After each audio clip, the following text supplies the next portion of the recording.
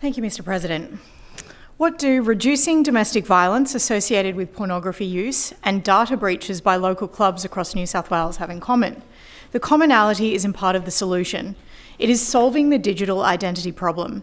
It is being able to overcome the downsides of existing digitally, which is an unregulated free-for-all for kids, and currently necessitates being on countless unknown databases, which contain highly personal information that we'd prefer not to share if we didn't have to.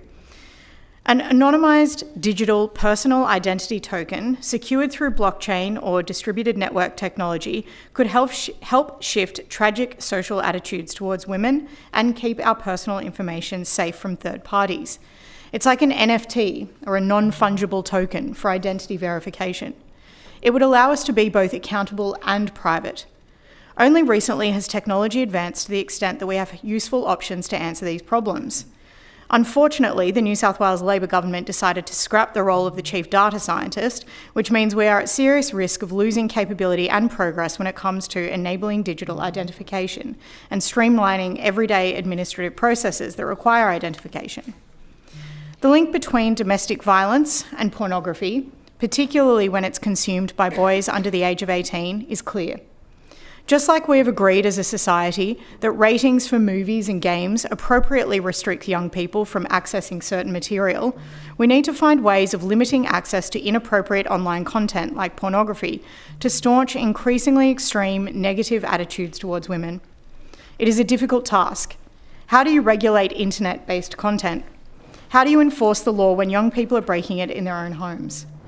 And in the case of recent clubs' data leaks, isn't it reasonable to enjoy a schnitty at your local club without having to share your licence number, photograph, signature and home address with a community club that is potentially using an offshore company to hold your incredibly sensitive and valuable data? Blockchain technology allows secure digital storage of sensitive information, like a person's date of birth, and generates a token that represents the existence of the information. This technology may allow us to hold secure, individual, anonymous identity tokens that are initially verified with the information that governments already have about us. These tokens can then be shared with organisations to prove identity without taking the risk of sharing sensitive personal information. For example, NFT-gated websites already exist. Website owners use login technology to authenticate users with their token. We should explore the use of this technology to regulate access to pornography websites for underage children. This method of verification means that no one is sharing personal information about their age and identity because the token represents that information.